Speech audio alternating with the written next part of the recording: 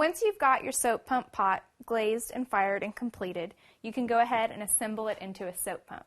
Now I just want to go ahead and point out that if you buy an oil bottle stopper, that'll fit right into a pot that you've made sized for one of these glue-on collars.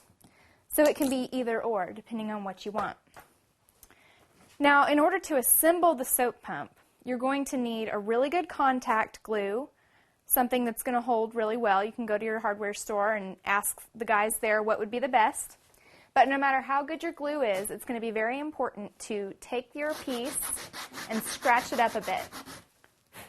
That gives the cement something to grab onto, to lock into.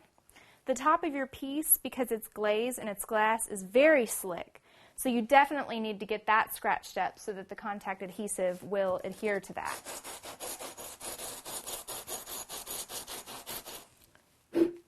And once you've got them both nice and scratched up, you're ready to go ahead and assemble your soap pump.